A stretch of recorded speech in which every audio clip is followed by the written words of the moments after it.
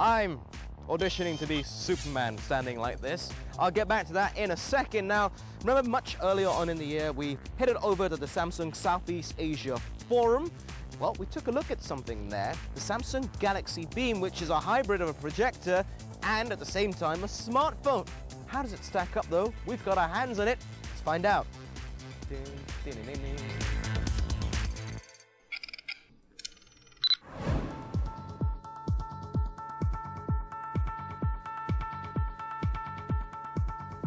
You know the phrase, best of both worlds? That's exactly what Samsung have done with their Galaxy Beam, because yes, it may look a bit like the older Galaxy, the first one especially, but at the top right there, it is a projector, therefore the name Beam in the Galaxy Beam. What are my thoughts about it though? Well, firstly, holding it in my hands feels very, very old school. Why? Let me just get something out. Because I got the Galaxy S3 here in my hands. Now the S3 is select, it's thin, it's very sexy to hold in your hands, and it feels just right. One of the reasons why it's done so well, especially in America, where it's on the top-selling phone. This feels very dated. It hasn't been out that long, but already you can see the difference when you're holding it in your hands. And just the screen itself, you see the difference? I'm not sure if it can come across, but the S3 is so much more vivid and clear.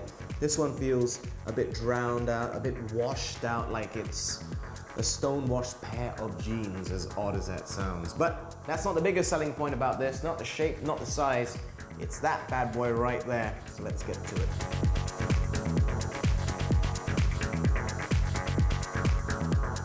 For size, actually before the size, I'm just going to talk about the weight, because it's quite hefty, 5.1 ounces give or take. So in comparison to that, there's a little bit of a difference, but it's just holding it in your hands because for one thing, it's quite thick at 0.5 inches.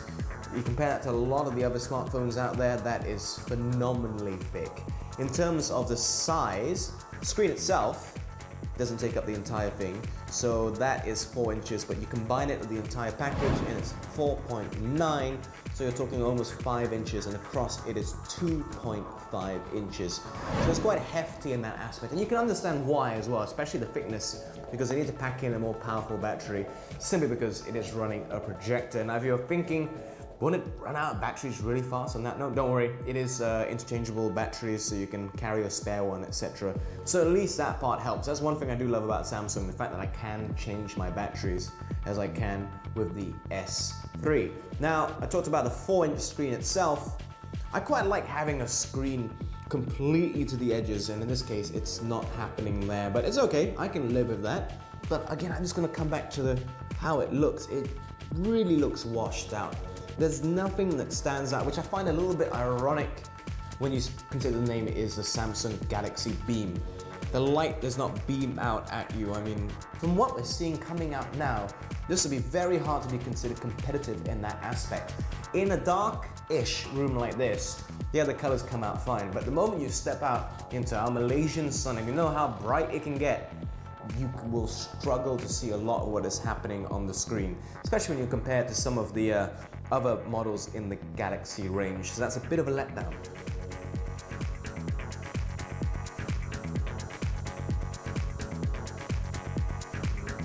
What about the all critical part?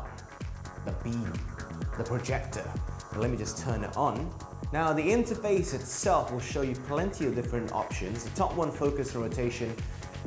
Obviously, you can tell what that means. It means you're going to focus and rotate whatever needs to be done before you actually showcase. Quick Pad's quite interesting. It allows you to just draw in any color within anything on the phone, and effectively you're making notes and drawings and so forth. Visual Presenter, take your videos or your pictures, create something, presentations and so forth. Very similar to Ambiance Move, which just throws in a track of some sort. Also, there's this, which is a brighter light, as you can see, torch light, which you can change to blinking and so forth. Interesting approach for the projector as well. It's very basic, but it will definitely get the job done. Now, the nifty thing about it is, supposing you're on holiday with some friends somewhere and you want to showcase exactly the pictures you've taken, if you can find a dark room, turn it on and you can access all the pictures which you have on your phone and broadcast it on a wall or a projector screen, whatever you have around you. So I find that quite useful. Presentation-wise, that would work as well, especially with the quick pad option where you can start drawing. So obviously, this isn't just a phone where you go to the gallery and then you just turn on the projector and then just hope for the pictures to come up. There's an actual dedicated app for that, and it does give you quite a few options. Now, one good thing is, we're forgetting, I haven't even mentioned about the actual phone really. It's running on Android. It's pretty smooth. It has everything that you need to do. Obviously, you can't really compare it to the Galaxy S3. That is the flagship phone for Samsung, but you're probably going to use the functions more than the actual projector, and in that aspect, it certainly gets the job done.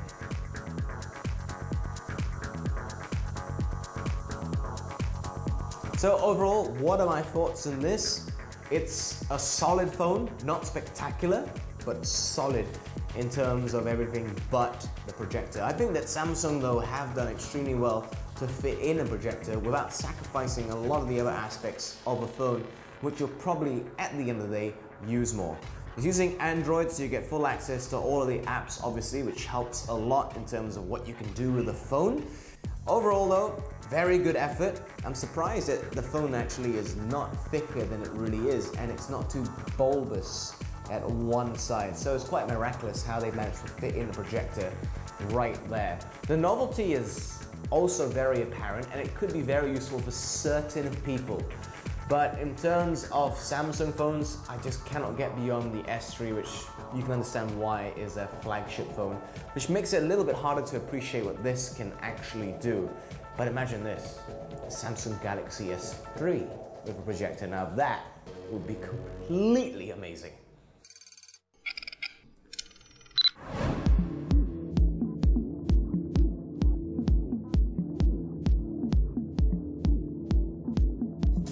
Up on the flight deck, so you'll have the island with the big 7.3 in the background. It's a pretty good backdrop.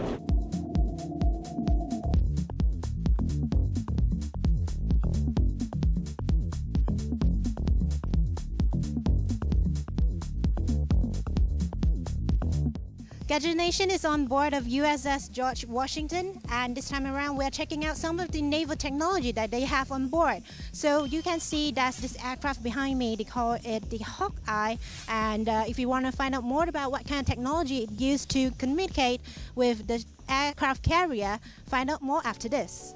It's my pleasure to welcome everybody aboard the ship on this very beautiful morning. Certainly as you look around the flight deck right here, you don't suffer for lack of technology.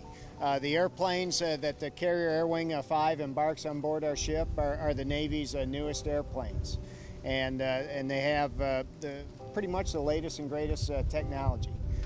As you tour the ship today, you will also notice other examples of technology that abound around the ship as well, from electronics to mechanical systems and all the other systems that we use to keep and maintain the ship and the airplanes in top shape.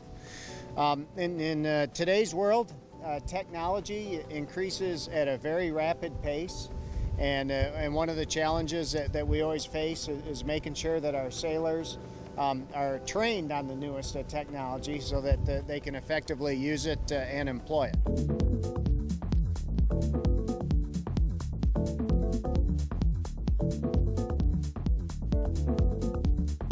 Like I said, obviously we have radars on board, like all ships do. Okay, our air search radar, approximately 280 nautical miles. I can't give you the exact, but so what's nice about the E2C Hawkeye, again, our intelligence, surveillance, reconnaissance aircraft, like I said, the big disc you see on top there is radar. So they can be out 500 nautical miles flying a mission, and we can link into their radar picture. So we see what they're seeing. So if you think about that, let's say we can only see 500 nautical miles out, which we can see more than that because thanks to the E2C Hawkeye. So that extends our range, 100, 200, 300%.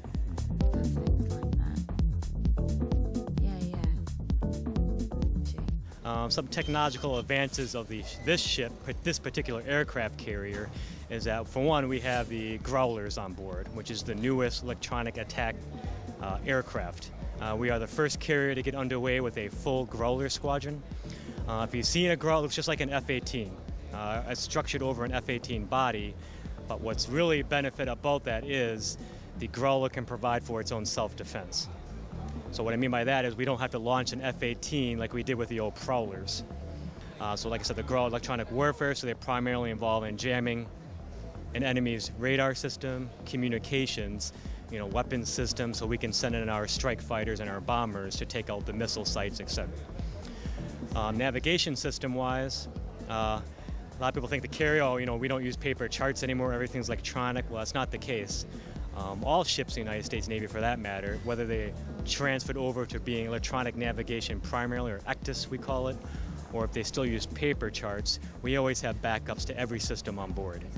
So while we still have, yes, we have an electronic navigation system on board the George Washington, if you look at our bridge and where the chart table is, we still have quartermasters, who are those enlisted who are trained specifically to be masters of navigation, if you will. They still use paper charts. Of course, yes, we do use GPS, or the Global Positioning System, which is the satellites that pinpoint our location. Pretty much puts us within 3 feet of our actual position on the Earth. Like I said, on top of that, we do have other systems we use as well for navigation. So if one were to go down, let's say electronic navigation, GPS goes down, we still have our paper charts that we're using, and we're plotting our position. Or if we're not near a land where we can shoot a bearing and do a cross bearing to give us a position, we still have, of course, the stars and the sun that help us out as well.